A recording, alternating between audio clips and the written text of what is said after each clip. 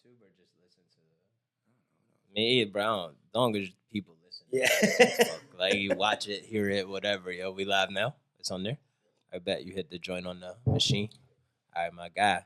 Welcome. We back. Redeem Yourself podcast. Yo, I feel like a lot of love in the room tonight. First and foremost, let me salute my brother, my blood brother. Like my dog, I love you. Let me say that to begin with. I got my other brother to my right joining us this evening, my guy, Ben Hepper. How are you, my dog? I'm good, man. It only took me inviting myself to get here, but I'm glad I'm here, man. Yo, listen, man. I told my boy actually interviewed me on here a couple weeks ago, and he asked, like, how do I go about getting guests on the podcast? And I was like, man, you know, being that I deal with addiction and recovery, man, I don't want it to be invasive by like seeking people out. Yeah. So by all means, if you want to join the podcast, just like I did with Ben, once you invited yourself, I shoot you the link and you let me know, man. But I'm happy to have you here, bro. Thank you. I was sitting with somebody that day and they're like, you know, it's tacky to just invite yourself on your podcast. And I'm like, look, closed mouths don't get fed, you know? So nah, bro. I'm getting fed. I'm glad you asked, man. I'm totally glad you asked because I'm looking forward to this, man. Yeah, me too, man. Real talk, real talk. All right, man, go ahead, hit that music, DJ. We can I wish we could hear it. Bluetooth. This dope. Fire little intro. Did you make it? Hey, what's going on? Homeboy Jared. Salute. This is Joe. And this is I'm not that scared. the Redeem Yourself podcast. Training, man. We good? All right, we back. Redeem Yourself podcast, man. Thank you. Look at you, man. You gonna be the podcast engineer before the night over, man. I'm so excited. He loves me. Don't let him fool you, bro. Well, man, like I do with all my guests around this time before we get started, I like doing check-ins. Yep. So how are you, good sir? How's life? Anything new? Like, what's happening? Yeah, I've been better. What did I tell you before we walked in here? Better than I deserve. Yes, sir. We are in the process of launching a new company that works in the AI field. And so anybody out there that started their own business, they know there's a mountain of work that's out in front of you. And it seems like there's not enough hours in a day, not enough days in a week, not enough weeks in the month, because there's always something to do. But, you know, it's a far cry from where I was 7-8 years ago. So No doubt. Life's better than I deserve. Sounds like you were working on a really big solution. I hope so. You know, we originally started out and we said, hey, man, if we can sell this thing for $100 million in 10 years, we'll be good. And now I think we're starting to encroach our minds. You know, you got to believe something's possible before you can actually go out and do it. So I'm really trying to internalize my affirmation clock with this B word, right? This billion words. Yeah. So I hope it's as big as we think it will be. I know it's going to be disruptive at the very least to the workforce. But I've learned anytime technology comes around, it may take some jobs, but more jobs open too. Right. So, you know. Yeah, man, it's all you got to adapt with the changing times. That's how people stay moving. You know what I'm saying? That's right. And when you get into that point, man, where affirmations start hitting B words, like I had somebody last year, right before like my world kind of fell apart, you know, talk about ideas and valuations of a company we could work on being like hundreds of millions, and just him like writing it on the whiteboard. I was like, bro, what the fuck? like, why am I sitting here and what is happening right now? You know what I mean? I got some videos on my phone. I almost did a video diary when Ashley passed. For those of you that don't know, my fiance passed away last June from cancer. And when she passed, you know, I was really fucked up for those first 30 days. And so I started popping in Thinking Grow Rich, and I'd listen to this thing like every 2 days and started doing what it said in there. And, you know, I basically have convinced myself, but now it's becoming real. That there was a blessing in the tragedy, and I was going to find it if I, you know, looked hard enough. And, you know, Ashley told me before she passed, she said, I don't know what heaven's like, but when I get up there, I'm going to try to do something for you. Man. And I was like, okay, yeah, sure, cool. And she's like, no, Ben, I'm for real. Like, keep your eyes open. And so, you know, how I ended up with an AI company when I worked in solar, I don't know anything about technology. It's nothing, you know, short of a blessing, a an amazing miracle. Miracle. Like, bro, we could go on the laundry list, man, because we're definitely gonna touch on that because, you know, I got questions that will help people like us, man, that dealt with grief, unexpected grief too. You know what I'm saying? As we, go on our recovery journeys too.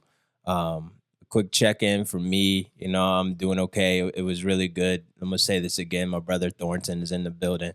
It was good to connect with him, man, because we have both been like super isolated since the passing of our father. And man, so it was like, it's probably like the first conversation we really had, bro, since How last long year. ago was that?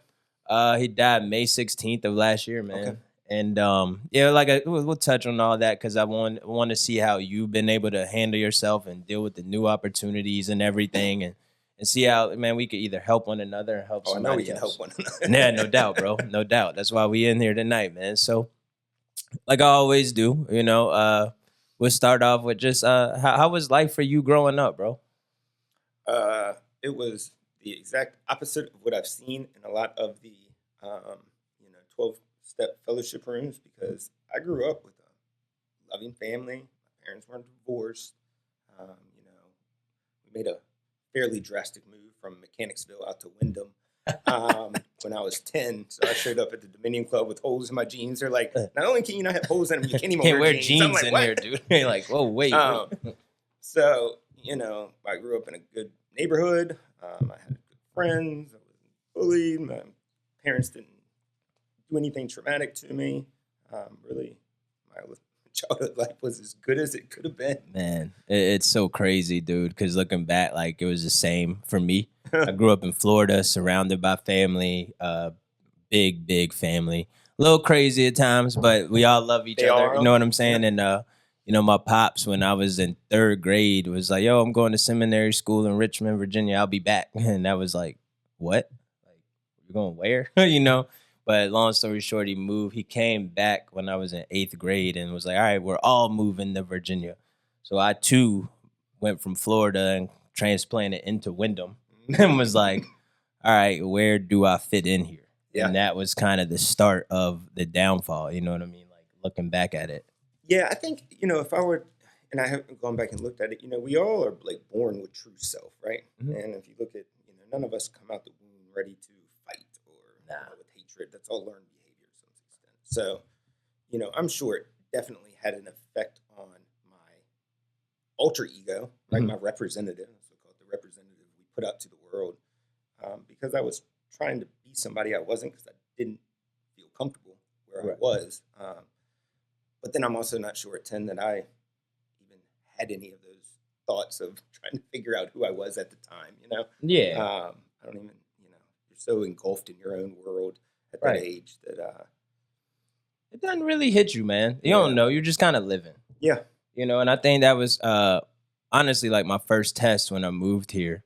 And I never forgot it because I laugh about it now, but I went to Short Pump Middle School. Yeah, me too. And the first day, like, this dude was like, yo, you nothing but a mouse here. And I was like, what? You know what I mean?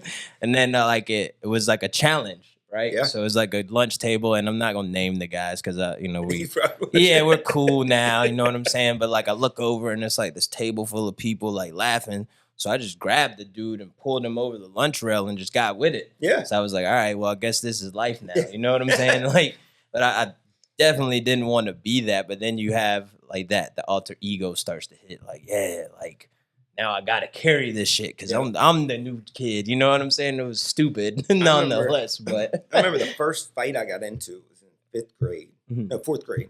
And I threw a dodgeball and I hit this kid in the face and he came over and he punched me and I cried. Oh, what? Right? Went to the teacher, cried.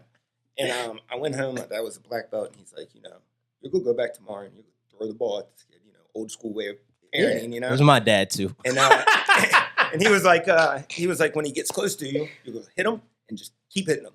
So I was like, okay. I remember my hand shaking, thinking like, I don't want to do this. I don't want to do this. And I throw the ball and hits him. And of course he starts coming near me and I take off on him. And then I just kept hitting him. And you know what happened? He cried.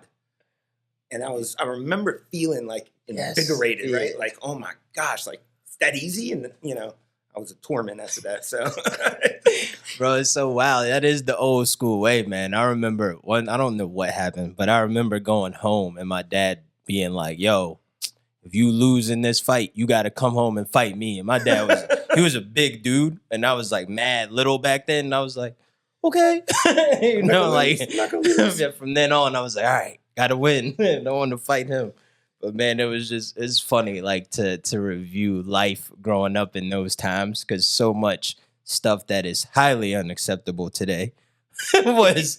It gets kind of scary, man, as a parent, because I look at these little moments in my life, right? You think about the mouse comment, right? Mhm. That's a sentence that was said, Yeah. you know, that you still have held on to. Bro, for you know, that long. Yeah, I 30 was years down the 13. road. You know, that was a day in my life, and I know my dad didn't plan it that way, but Right. it shifted my track forever. Everything. You know, and it's scary, you know, that I have, Yes. you know, kids, and I'm like wondering, oh my God, is this like this moment just shift their trajectory, right? Dude. Forever. I'm trying to, like, you know, piece out or get in front of problems I think they're gonna have, and Oh man. you know, they don't even end up having them. So I will say the joy of like going through the stuff that I've gone through, and probably you too, man. Like I can pinpoint certain shit and start to like help my kids navigate it. yeah, You know what I agree with mean? that. Like they're still young, but they probably like they grow up so fast with all this technology shit, so they ask questions.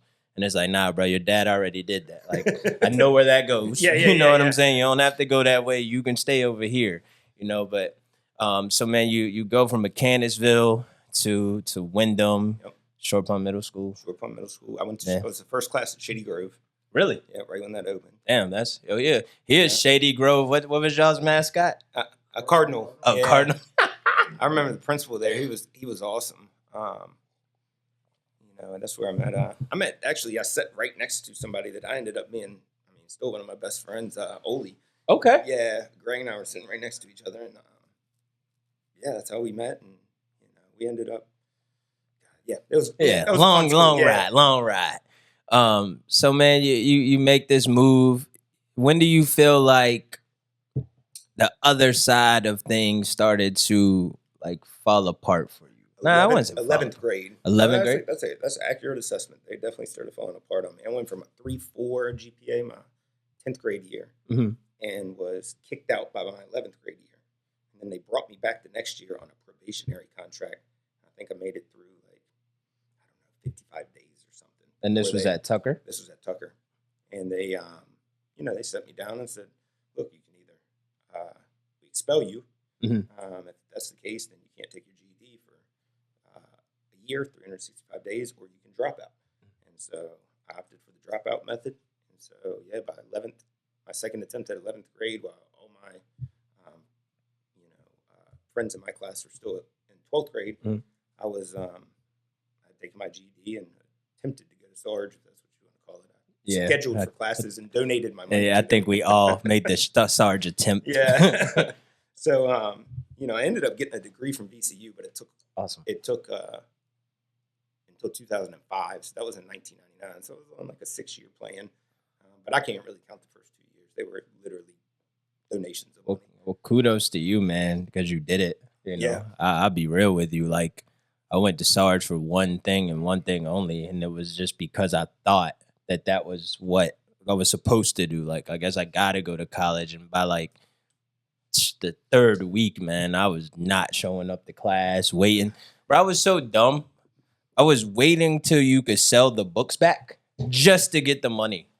You know what I'm saying? And I borrowed money to get them. Yeah, bro. Like, yo, I got like $500 right now. I'm gonna go flip, man. It was so like my just way of thinking. But anyway, man. You know why I ended up going to college? Because my parents told me that if I didn't, they're like, you're not going to school, you got to work. Mhm. And so I was like, cool, I'm gonna frame houses, right? And, you know, as you know, if you've ever done any type of construction work, you are the grunt. Yeah. You know, and you're carrying everything in the Everything. And as soon as winter hit, and I woke up at 5 a.m. and it was Cold as 20 fuck. degrees outside, and they said, carry this, you know, big ass slot of decking over 5 feet, you know, because it needs to be sitting here. And I went, man, this is not for me. You know? Dude. I haven't done manual labor since. Bro, my last day doing construction work, I just came home from jail, and it was one of them cold mornings. We were doing, I think, siding, and I was trying to cut like flashing or some shit, and it cracked. So, you know, the like boss got pissed off. My hands were like shaking. Luckily, the homeowner had the dryer going, so I would just go next to the dryer vent, like, and hold my hands to it. They're bright red, and I'm like, that day I was like, yo, fuck this. Like I am done. I'm not listening to another Hammer ever unless I have to. Yeah, I moved down to Charleston, South Carolina. That's how far I got away from the cold. Damn, and, but then I got brought back to Richmond because girls and newfound freedom of being 18 and a beach. Yeah. It doesn't all mix well. So I was then donating money for a second time. And my parents were like, look, yeah, we got to fix something. So. Well, let's take a step back, man. Like, if you don't mind, like, shaking, what do you think? Like, hindsight is 2020, right? Like, what do you think transpired after that sophomore year in high school? Because that's like a pretty, like, fast decline. You know what I'm saying? Yep. Like, my shit was like, I moved here, and I was a ruckus 8th grade to 28. You know what I mean? Like, it just wasn't like a up and down where I was like a great student or none of that shit. Like, I really, like, my brother used to laugh at me and be like, Jared, you screwed me because I got such a short leash. they won't let me out of their sight because of you. And I'm like, all right, man, my bad. You know what I'm saying? My sister, she was wild too. But she definitely got back on the straight path. You know what it was? Truthfully, if I look back on it, I idolized the kids that were like getting in trouble. Yeah. Right? So at some level, I like looked up to them. Now looking back, there was really nothing to look up to. But in my little small world of being 12 and 13, I think I kind of wanted to be like them. So as soon as I got introduced to the group, and there was a lot of, there's a lot of loyalty there. There's a lot of love. Hey, bruh, y'all motherfuckers were deep. Yeah. Listen, no lie, bro. I remember being around, and if one person had some, bro, it was 80 of them you had to scrap with. And I remember standing there like, God damn, like it's just Master P and the No Limit Soldiers just rode up the No Limit Wyndham crew. Yeah, bro, like what just happened? You know what I'm saying? Like that was wild. Yeah, so I love that aspect of it, and I still instill loyalty into my kids today. I think it's one of the most lost characteristics of this world. Nobody wants to stand on any values and do what they believe. It's centered on self, but I got the love that I think I was looking for. My father wasn't a real loving man. My mom's great, master enabler, right? She just wanted to love me, and so she'd give me anything I asked for. And I don't know, I felt a lot of love from the group. I felt a part of. I was with this group that I had kind of like idolized, and they were like badass motherfuckers, and I'm like, all right, now I'm a badass motherfucker, So. If I had to go back and look at it, that's what it was, trying to be somebody that I wasn't, and willing to bend my moral compass to fit that. During that time frame, right? Like, or whatever you were doing, did you ever feel inside like, man, this isn't me? Yeah. I remember the first time I shot a gun out of a sunroof. Allegedly. Yeah. I remember, I think I can get to that. I think. We're not going to say what we were, No, allegedly. But I remember sitting in the back of the CRX, it didn't even have a seat in the back, and I'm in the back of the hatchback, and then like, oh, put it in the light holder, and I remember thinking like, oh shit, my life could change, right? I could go to jail for a long time, and I was not built for that. No. So I remember thinking like, what the fuck am I doing here, bro? Right? How did I get here? It's so wild, man, because I have been in some ridiculous moments in my life, and there was always this inner being like, yo, this isn't you. Yep. Like, what are you doing? And I couldn't really heed to the message. Yep. Because it was clouded, which, is why we're here, by like, my need for like that feeling that you described, like wanting to fit in, and B, my addiction. Yep. You know what I'm saying? Which clouded any type of judgment and thought process that I had. So when you reach like that decline and you opted for the dropout, like was drugs and alcohol involved then, or was that kind of like a drugs later? And alcohol were always there, but I can't say it was, really until I hit opiates. Everything was something I could pick up and put down. Right? I never felt like it had control over me. It was something that now we smoked a lot of weed. We smoked every day before school and all of that, but I never felt like it was the problem. I know that sounds kind of silly to say, but really I was the problem. It really wasn't, facts. Could have taken out the drugs and alcohol, and I was still trying to be this kid that I wasn't, and still, thought it was cool to go torment the world because it made me, false sense of like belonging and like ego. You know what I mean? The ego's It's exactly what it is. It's all ego driven. It's a feeling of importance, right? That we're trying to grasp from an external factor, and it all really comes internally. Facts. That was very well said, man. Thank you. All right. So you a lot of the stuff you could pick up, put down, but it was just kind of around like it was, teenagers. Opioids hit. Like what? Yeah. How was that kind of? Yeah. So we were. I like this allegedly. We were. Hey, look, I preface everything with it, man, because I don't know.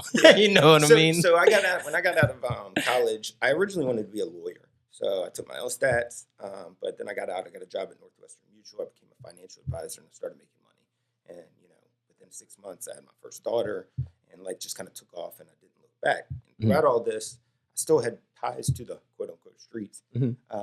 But now I had money, so I was, I was like the banker, right? So like they had a project they wanted to work on, let's call it that. I made fund the project, and so there were a lot of pain pills that were coming back from Florida, and so I just started taking them, feeling like it was something else. And then I went on vacation with my family, and I knew I'd been getting out of control with it, and I was like, I'm just gonna stop. And it was the first time I got sick, and my daughter, my youngest daughter, just been born. She was like maybe 2 months old. And I spent from Wednesday to that Saturday in bed, throwing up, shitting nonstop. I even went to patient first and got a shot in my ass because I had dehydrated myself. And that was the first time that I realized I had an issue. However, my first thought was I cannot wait to get back home so I can get high. Yeah. Because this is for the birds. Exactly. So it just never kind of stopped, and that was like it went on maybe a 8-year run. Really? Yeah. Damn, bro. That was the start of an 8-year run, and you would have asked me then, I would have been like, "Oh, it can't get much worse than this." Yeah, no shit. But it got a lot worse than that. See, man, I feel like I had one experience of being quote unquote like dope sick, and I knew this shit wasn't for me. I forget what they were. It might have been oxys back then, and me and one of our friends that passed away, God rest his soul. I would go to his apartment of Lauderdale, and we would just shoot the shit, and we pop them. Well, the next day, like I felt amazing that night, and the next morning I was like throwing up. I'm like, bro, what the fuck is wrong with me? Like I was fine yesterday. So then that night we're hanging out to do it again, and then the next day, like I'm sicker. I'm like, wait a minute, like I know what this is, and that was like the end of it for me. I was like, nah, I don't want to feel that way. I think by the time that I hit that point, I was so now I look back and it just seems ludicrous to even think that I wouldn't have had an issue. But I'm pounding through 400 or 500 milligrams of oxy a day, and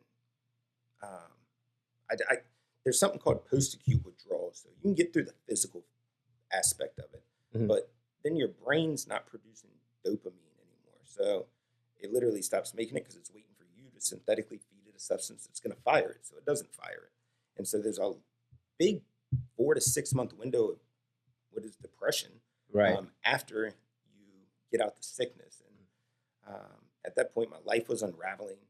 I'd gone from having 50 grand in the bank and a couple cars paid for and a homeowner to, by the time I left my last house, and I had the kids with me, I didn't have electricity, I didn't have water. I had to call them on Christmas morning, get them to bring over presents. I didn't have any presents. I mean, it was bad. And so I had lost everything. So once you mix the post-acute withdrawals with your life being in straight shambles, and you're so far from this ego-driven version of myself that I thought I was, I just go back to using, right? I couldn't see a pathway out. I truthfully thought I would die an addict in active recovery. I mean, in active addiction. And recovery seemed like a foregone thought. I'd been to AA and NA. I'd look at it and go, "Oh, that worked for them. It's not going to work for me." Right. It wasn't instant gratification that I was looking for. Yeah. Because that's the high. I thought every day was supposed to be great back then. Yeah. Now I realize that there's just shitty days. It's life on life's term, right? Yeah, but I didn't. I really thought that every day's. Everybody woke up with a ton of energy and they were just happy-go-lucky and cruising through life. And so. I think we get used fooled. to having these. Yeah, used to be having bad days. So I do want to ask, bro, because it sounds like that was my question before you responded was going to be like, how were you able to manage everything? But clearly you weren't. Yeah. But which, most when we're in that phase, that like knee deep in addiction, we feel like we are until you're looking at it and you're like, oh shit, like Yeah. it's all going. Like what was that kind of process like for you? I tell everybody, my ego definitely kept me in addiction probably 6 years longer than it should have. But my ego absolutely saved me at the same token. Because when I didn't have anywhere to go and I was sleeping on the streets, and you gotta remember I come from Wyndham, so I'm wearing like nice clothes, polo shirt, carrying a suitcase on wheels through Gilpin, right? Right. And going to crash at my boy's house who has 6 kids there. He's got custody of them all, and I'm sleeping on a living room floor. And I always felt like I was gonna get out, right? And this is Gilpin Court. Yeah. So, Gilpin. So for the listeners, don't visit there when you come to Richmond. That's what it is. A lot. Look, I got people over there. I love it, but you do not want to pop up and visit. And you were there. And the crazy thing was, I literally thought so high of myself that I didn't even look at it as a risk.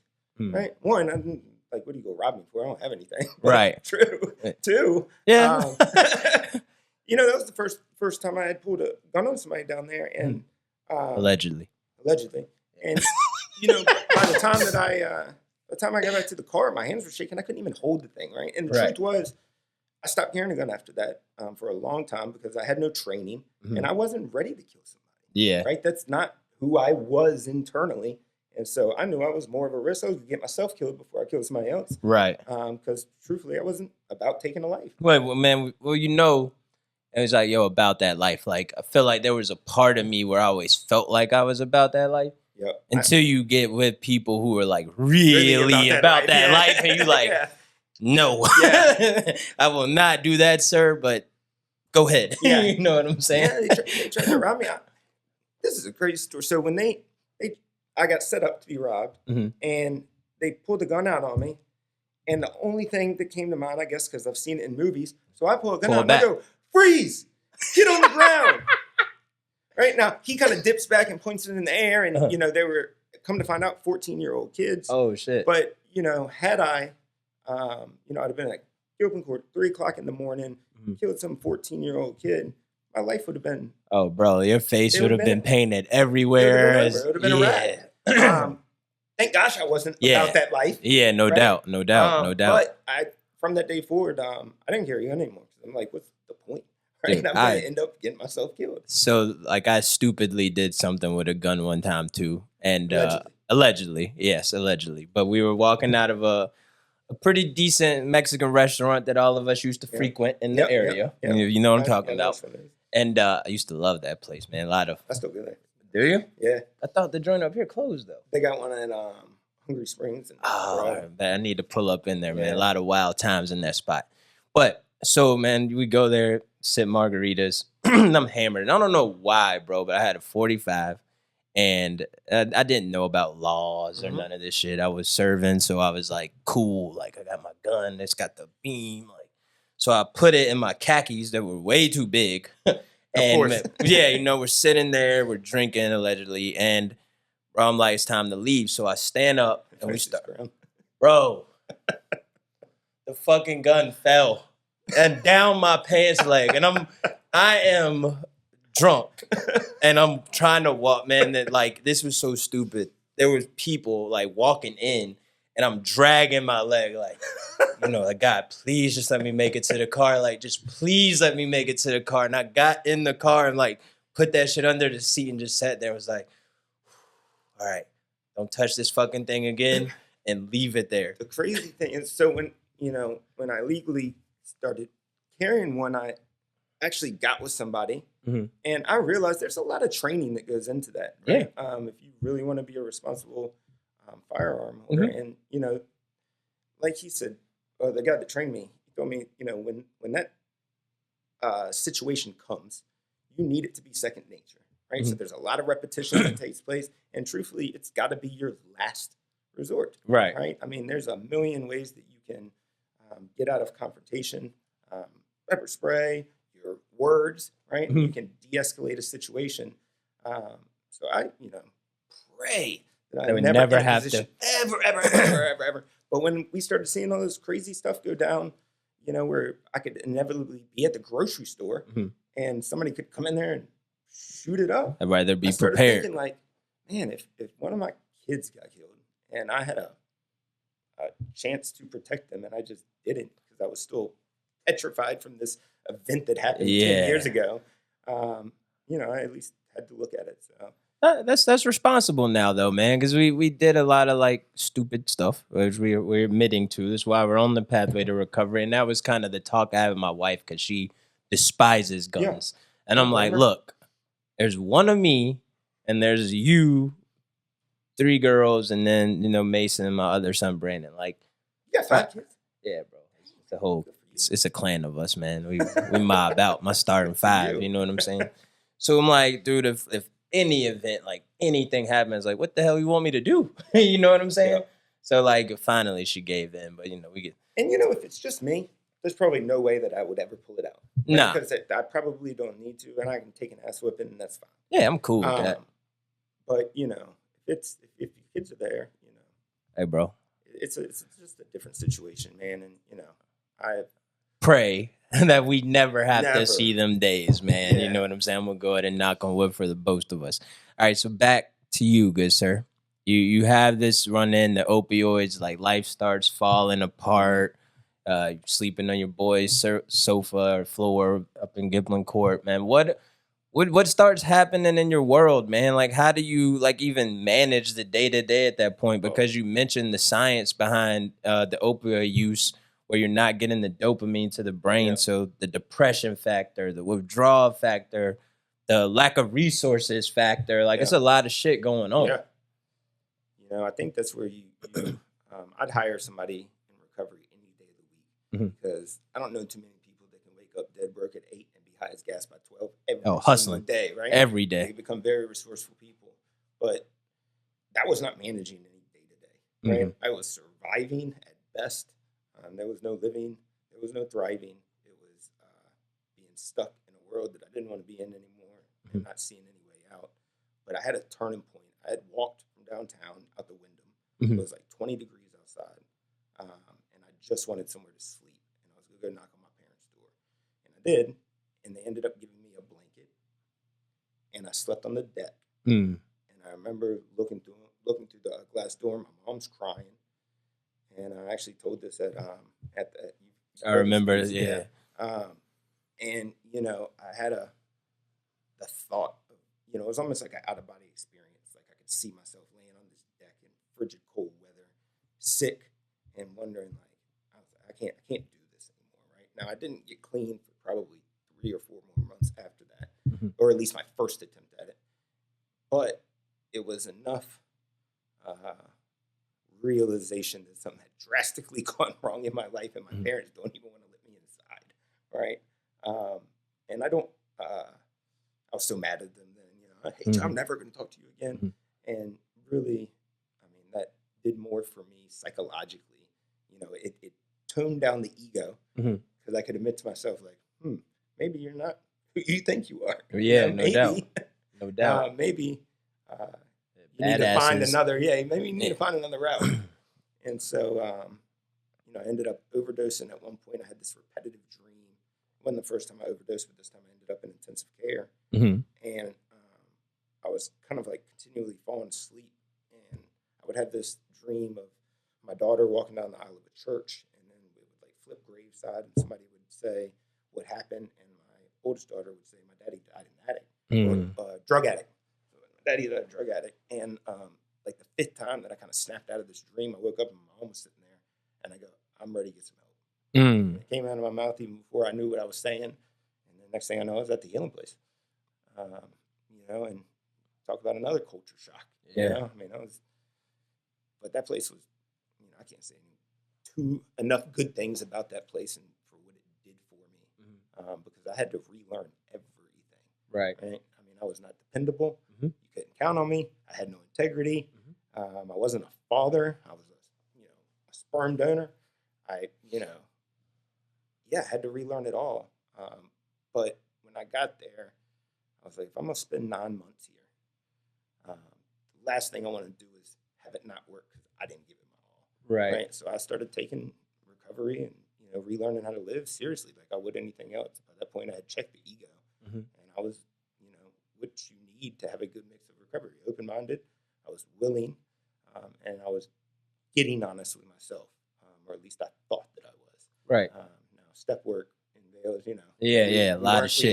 We weren't always honest with ourselves, but that's why you get a sponsor, because they can kind of help you through some of that. So, I wasn't managing, man, when I was using. By the grace of God, I got given a chance, because there's a lot of people that don't have that opportunity. Facts. What year was that? Like you finally? So this was February 26th of 2016. 2016. That's what's up.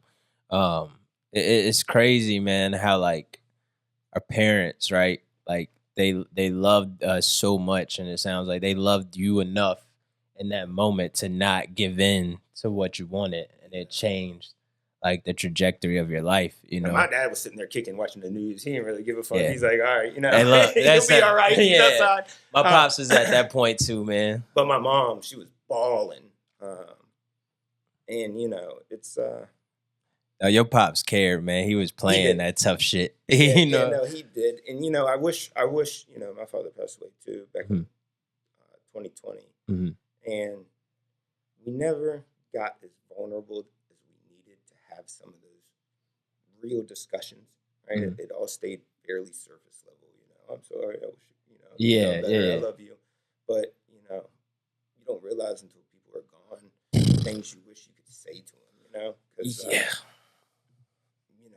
I had 9 months to prepare with Ashley, and, there's still things I wish I would have told that girl, or at least I hope she knows. I mean, this is a good segue, man, like, happen into, because I do want to learn, like, through the grief process, because I don't know if I did it properly, but, I'll start. First and foremost, man, I'm proud of you. Like, I know I've told you that before. Like, you're inspiring as hell. Like, because I know we weren't, like, super tight back in the day, but I knew a lot of people you knew, so I was around. Like, I just didn't know, because I wasn't in the thick of it.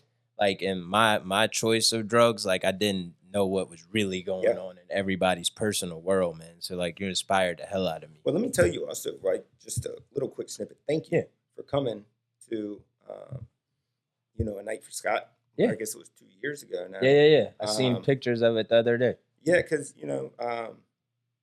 I invited a lot of people. Some came, some didn't, but I didn't invite you, and you did come, and it meant the world to me. Oh, so I just wanted to say thank you. Bro, I had a blast that evening. Yeah. I enjoyed hearing your story. You know what I'm saying? And I needed it, because in my recovery, bro, I became like a hermit crab. Yeah. So I did it the opposite of what a lot of people did. And my pops, like, God rest his soul, he was like instrumental in me getting help. And like you said, those unspoken words, man, I was able to record one of our last conversations. And like I was just telling my brother, man, I listened to it maybe like once a week, once every other week. And just like, all right, because I'm looking for something in the message that we were talking about it, man. But we really got to open up. And what I learned from that small, it's like 45 minutes, but it was like, bro, we were so much alike that he knew what I was going through. Like, he had his own substance abuse problems. Like, he grew up in Miami in the 80s. You know what I mean? Yeah. Not grew up, but he was in Miami in the 80s. Cowboys. Yeah, bro. So he was like, he had access to so much that he was like, bro, it just wasn't even a thought. Like, it was just mounds of it. So we would, do what we do. And he said something to me in that conversation. He was like, man, I just knew, what you were going through, but I didn't know how to reach you. And, like, whoopings didn't help. Putting me on the street didn't help. You know what I'm saying? Like, so eventually he had to let me go and, figure it out. And the day that I was ready to end it all, that morning came. And as I'm like in this stupor of like, why am I still here? Like, what, I want to die type shit. It was him. He said, man, look, I didn't know how bad it had gotten. Like, let me get you some help.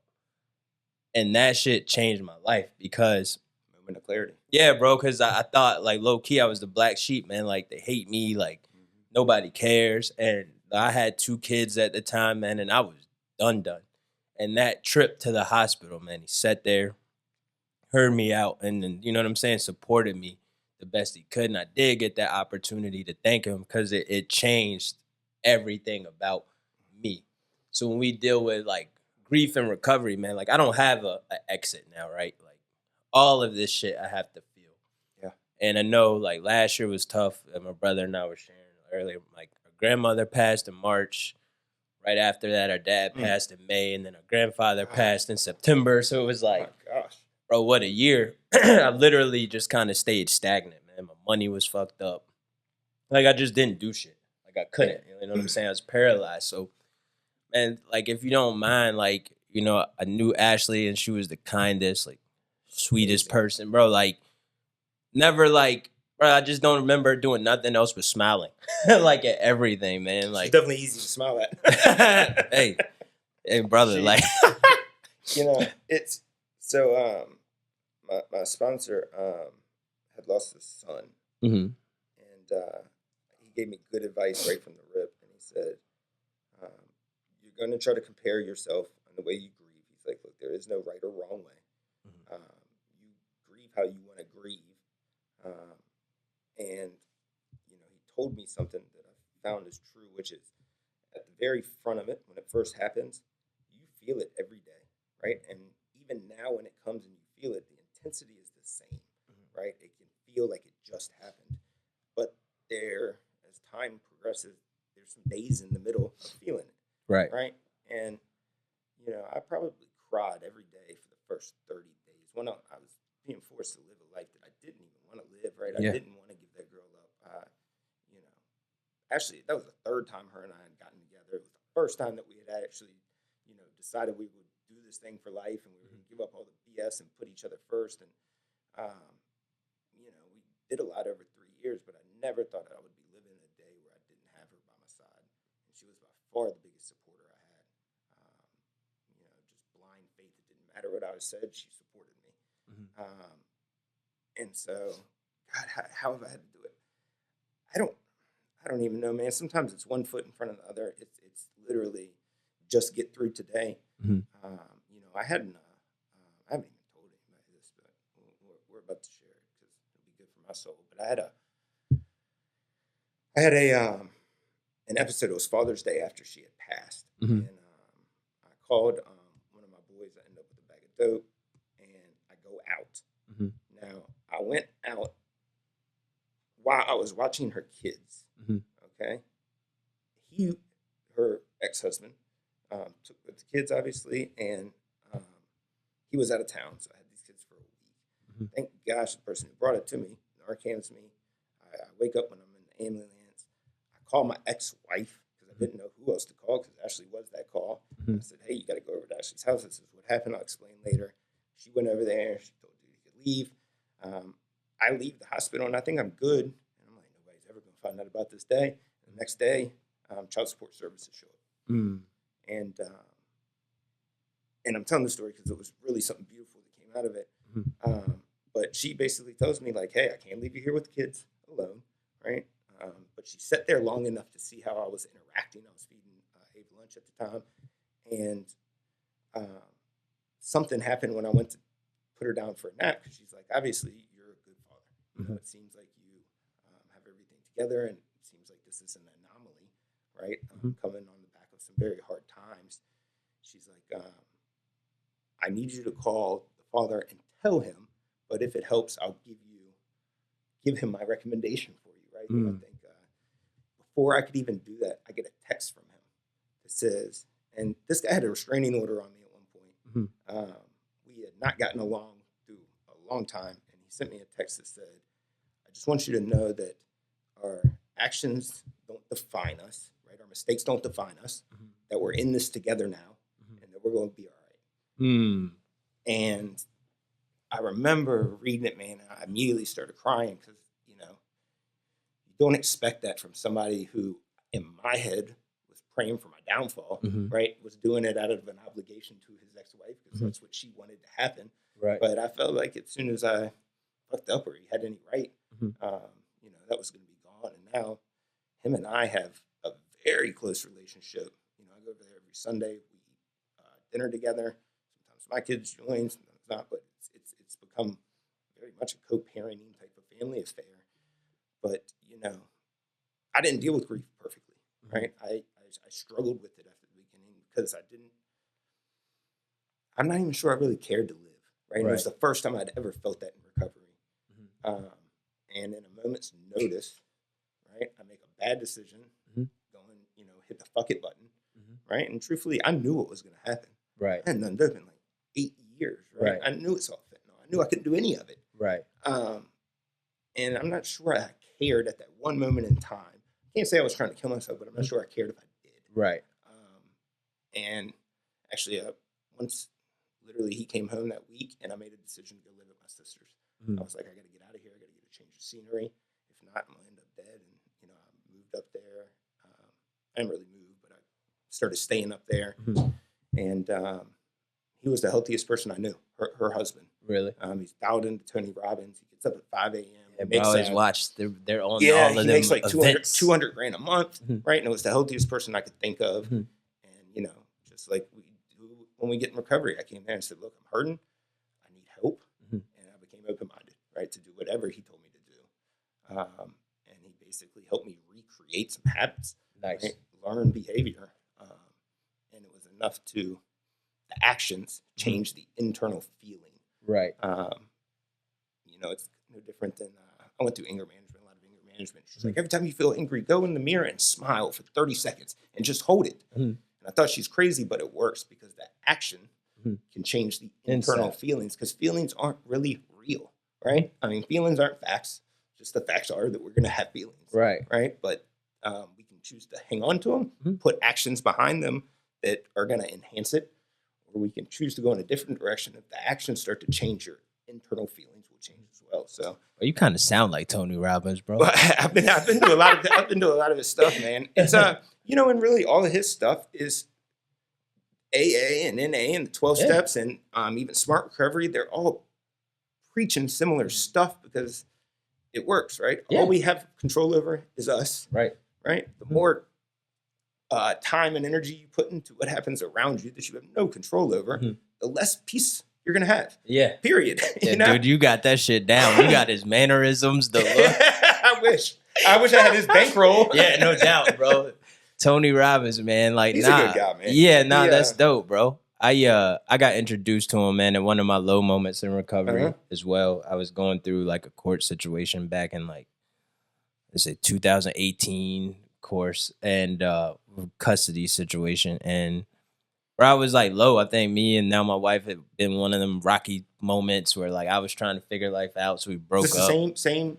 Yeah, but not her. Stephanie. Yeah. So we're now married, but back then me and my other ex, like my mother and my sons were going through like a really rocky period, which caused friction in my new relationship. Gotcha. So I found myself like, she's dynamite, by the way. Appreciate that. Yeah, she's definitely awesome. A boss. Like assisted along the way. And so like I was in one of them rocky moments, bro. Like I moved back home. And I remember like laying there crying, like, man, is this it? Like I'm sober and like life's still kind of shitty. Like one of them moments, And one of my boys is like, nah, bro, you got to listen to Les Brown and Tony Robbins. And I'm like, who the hell is this? You know what I mean? Like, but I started doing it, and I even went to UPW in New Jersey that summer. Hold on. Which year did you go? This was like 2017, 2018. Dude, that's crazy. I was there. No way, I swear to you. That's where Kelly and I started. Man, this is crazy. I'm I'll show you. Did the firewalk happen out in the parking lot? Yeah, bro. Yeah, at the Prudential Center. Yes. With I was there. New Jersey Devil. Yes, no, I was shut there. The fuck up. No, you weren't, that's the only UPW I've been to, and I was there. Dude, that was crazy too, because the whole place was packed. It was insane. That whole stadium was fucking rocking, and I was in there, and I was like, bro, like your favorite music artist couldn't do this from 6:30 in the morning to 1 a.m. That shit was loud, and he had it down to a science, bro. Because like once the crowd would like kind of get rocked to sleep, he would do the and everybody jump up like, yo. I really learned the power of changing emotion with motion. Oh yeah, right, bro. Because you could feel the energy in there, right? It was palpable. It was something that you could almost feel it like flowing through you like a current. Dude, it was electric. Yeah, it was. It very much was, and that's when I realized, like, holy crap, like. Yes, it's corny, like, make you move, but you realize that, like, wow, if I get up, change the action part of it, right? I can change my emotional internal response. And, I can't believe I was there. That's the only Dude, that's nuts. We got to go back, man. I did a date with Destiny too. If you haven't done that. But did you go to one or did you do the online joint? So I did the online one with Ashley, actually. Okay. And if you've never done it with a relationship partner, it's phenomenal because there's vulnerability and there's, I don't know, it's a deep, intimate connection. All right. But yeah, go back because I'll take us my ADD all over the place. So it's all good, man. It's all good. That's dope. We got to share some pictures after this, bro. Because I was definitely in the building. And what I was getting to, it sounds like when you made the move up with your sister and her husband, like being so involved, like you live by the code what Tony Robbins says, where focus goes, energy flows. Yes. You know what I'm saying? Yep. And that was like a huge game changer for me learning it. Like some of the shit I learned, like when I coach football, like I tell the kids, like, yo, you got to burn the boats, baby. Like we here, we in this championship, let's rock. And then the kids, and I was telling one of my clients earlier, bro, like I didn't expect, these are 9 and 10-year-olds. Some of them were 8. I didn't expect it to hit them. Bro, they looked at me and like, I said something, they're like, nah, coach, we got to burn the boat, strapped up the helmet and hit the field. See, that's and when you know you got. Hell yeah. There's Napoleon Hill wrote a book called Think and Grow Rich. And he basically outlines a way that, and says that, your subconscious is there to essentially take in vibrations from the world, but you're sending them out, right? And your subconscious is always going to sync with your mind, right? And they've started to realize this through quantum physics, that really we send out brain waves just from thoughts, right? So you, with your 9 and 10-year-olds, you can create one vibration on your own, but when you have other people believing in what you do and all towards the same mission, right, you get more powerful vibrations, right? And you can really create anything you want. I did a video diary when Ashley passed, and I started recording myself because everybody wants to tell you how they got rich, right? But it's such a far cry from where most people are that nobody can relate, right? We're like, yeah, right, but you don't know what it's like. I can't even pay rent, right? Yeah. Like I don't have time to do my all this. shoes don't even fit. Yeah, like I don't what? have time to do your mantras. So I started just recording them, and it's. I probably did it more so I could prove to myself, does this thing really work, right? I'm either going to call bullshit on this damn book, right? Or we're going to figure out that it works. But that whole life doesn't happen to you, it happens for you. I really started to believe that. I started telling myself that every day. I started telling myself that, there's a gift in the tragedy, that this didn't happen for no reason, right? That obviously whatever she's needed for up there is greater than whatever I can even conceive here, right? Because I'm not God. Right. And I don't know the reasons. It doesn't make sense to me, but maybe I don't have to, right? And I just got to keep my eyes open. And I believe there was a gift coming. And yeah, sure enough, it did. And then I just promised myself that when the gift came, I was going to go. Yeah, attack it. Yep, no ifs, ands, or buts. And I was just going to stomp the gas, and I was going to go at it no matter what I was doing at the time. And I burnt the boat, right? Within a couple months, I had quit my job, and there was only way getting off that island was to make it work. Yeah, right? man. Bro, I'm glad you said that, man, because that just offered me a new perspective. And I know my brother's got the headphones on. He's paying attention because we are still in that phase of healing. And I was telling him, and I think I shared with you, is that December hit. And that was kind of my point because I had been stagnant. Like I became the ostrich person, buried the head in the sand. Yep. Like salute to my wife because she held like everything down, bro. I low-key would have been homeless because I just couldn't. You know what I'm saying? And then December hit, and I was like, all right, I'm telling these kids, burn the boats. And here I am, messed up, like, can barely walk, talk. I can barely make it through a day. Like, what is it? Like, what am I going to do? You know what I'm saying? I don't have it all figured out. Yeah. But, like, isn't it amazing what the 9 and 10-year-olds can do for you? They don't even know. Had me pumped the hell up, man. When that little boy said, burn the boats, right, coach? And he put, like, it was like a movie, bro. I was standing there. He said, burn the boat. He put his helmet down, strapped, and then buck to the field. I was like, oh, hell yeah. Like, I was hyped. And so I thought about all those moments, man, and I was like, all right, what is it that you want, and how do you get there? And, like, immediately I just started taking, like, action because I knew sitting still wasn't going to do anything for me. You know what I'm saying? But, bro, it was an amazing conversation. I know you got a lot of new stuff going on. I want you to, man, drop, you've been talking about this AI technology for a little bit. Like, yeah, I also, I want to say, and I'm a true believer in this, right? Anybody can really do anything they want, right? It may not come instantaneously. Right. But if you get a true desire, and once that faith, the belief that it will happen is so real and is said with so much conviction, nothing can literally stop you. It will Facts. start to manifest itself, because the whole, where focus goes, energy flows. Mhm. Because the reality is our reality is built from our perception. Right. Right. And whatever that perception may be, but if, you're constantly worried about debt and blah, blah, blah, you're going to have debt. They said you get right? more of what you think about. Yeah. My friend asked me the other day, he's like, because, I got a couple $100 in the bank. I put everything I got into this daggone company. I'm, in debt, and I just bought a car for my daughter. And he's like, don't you get nervous? And I'm like, no, I really don't. Because I know. Word. I know for a fact that it's going to work out. Yeah. Right. So no, I don't, and it takes time to get there. Hell right? yeah. But once you have a true desire to do something and you believe it'll happen, anything will happen. This AI stuff, it fell into my lap out of the blue. I thank Ashley for it every day, because I believe that she put me in the right spot at the right time, because I wasn't even supposed to be at this thing. And actually, my partner had brought it to me, right? And essentially, I listened to this AI tool. It did a cold call, and it set an appointment. And I realized right then and there, this thing was better than I was, and I'd been doing sales for 20 years. And I'm like, holy shit, I'm not going to have a job. And so I jumped online. I started playing with this tool, and the phone rang, and it was the software people who had built this tool. And they're like, do you want a license to resell it? It looks like you've spent a lot of time on it. It looks like you believe in this thing. And, we put together a little investment group, got the money together, and I've just been going with it. And I truly believe that AI is, it's not there to replace humans, right? Even though it was going to take my job.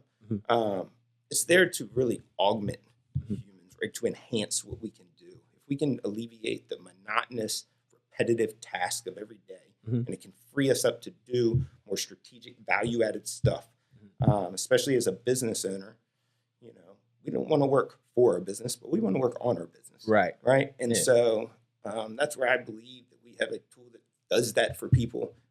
We've added more of them than that, and we'll just be a one-stop shop where if you want to get integrated with AI, you can come to us. We'll sit there. We'll take a little bit of a fact finder, figure out what your goals are, what are you doing, where are some holes, and then we can kind of fill in the holes. And, hopefully we help people reduce some expenses. We increase some sales and drive larger profit. Everybody wins. Everybody wins. What is it called? It's Quantum Minds. This is the company. Quantum Minds. Repping the shirt. Yeah, we're going to make sure the Artificial advantages, quantifiable results. Hey, right? you got we can't prove it. We don't recommend it. So we're still in the infancy stages. I think we officially launched January 10th. We quickly realized that the amount of business that we were going to bring in, we weren't ready for. So we've had to do a lot of work tying up back-end systems to make sure that we can support what we bring in. But it's, I think AI will be as big as the internet. Yeah. Forbes, I read an article the other day, it said $17.5 trillion market by 2030. Sheesh. Right? And so all I got to do is get a little tiny piece of the pie. Yeah, that's it. Just a small bit of it. And I keep telling, I told God this numerous times, I don't want money just for the fact to say I can have it. I really think that, if you want to change the world, you need money. Right. So I have a certain skill set. My skill set in sales can't change the world. But if I can use my skill set to get enough money to maybe I can do something that will change the world, then I really got a chance. And so purpose, right? It's and it really took the place of, what was a big void inside of me, right? It was, Ashley was missing. I feel like, and y'all, grief doesn't ever end, right? You're always going to miss your pops. I will always miss that girl, and a piece of me changed that day, and I never was going to be the same, and that's okay. Right? I'm good with that. And I've really gone the opposite way. I've had a wall at my house of all of her pictures. I got family portraits on the wall. I mean, literally every room you go to, it's her and I. And I've just tried to tackle it head on, right? Keep her memory alive and feel it, right? I still cry. I still, miss the shit out of her. Haven't really done the dating scene yet, right? But I know that's on the horizon because I got to. Yeah. Right. If you ever want to move forward, you gotta at least get back into the realm of reality. Right. So I don't know, man. I'm trying to figure this thing out as we go. Hey, Right? man. That's the beauty of it, though. That's it. Beauty in the struggle, bro. It's the journey, man. It's not the destination. And there'll be some struggles along the way. There'll be some good times, bad times, and we take it all with a grain of salt. And somebody told me the other day, it's never as good as it seems, and it's never as bad as it feels. That's solid. Nah, that's really good. So really if we good. can stay in the middle, life is there. Life is there. Man, I had a homeboy. He shared some advice. It wasn't as profound than that, but what he said was, "Man, as long as you're not selling ass or sucking dick, life ain't that bad." $5 is $5. I was like, and then he prefaced it with, he said, "But before you do that, bro, call me." Call and I me, was yeah, like, all right. And I was sitting there, I was like, bro, what? But man, that's how them guys think. But it made sense. Like, I ain't quite there yet, bro. So life ain't that bad. You know what I'm saying? I still spend a lot of time with the person who started McShin. And Okay. I don't know if you've ever met him. He's just a funny dude. Who is he? Very John Schinholzer. He's very brash. He's he's going to say what he feels, and I still get a lot of. It sounds like something that he would say. So I still get a lot of good like little puns from him, man. Cliches out of that Nah, guy. that's dope, bro. So, Ben, man, I appreciate you pulling up and sharing this, man. You definitely had what I would like to say is an inspiring story, man. Thanks. To like when just over the small snippet that you just shared with us, bro, like of having it all, losing it all, doing it all over again, and now back to the point of like, man, like training your thoughts, training your mind, living a positive life, one of attraction, and really grinding and growing, man. So I always end with this. What could you say to that person, man? And like, I know this is a difficult question because it's not much that we could truly say in that moment. Because I know for one, like me, when I was in knee deeper, you couldn't tell me shit because of my ego. Yep. You know what I'm saying? Like I would have laughed you off. But somebody is on the cusp of like, man, I got to make that change. Like, what do you think you could say to that person? I think humility is the most underrated leadership quality. I would tell that person to just listen. Right? Listen, because you don't.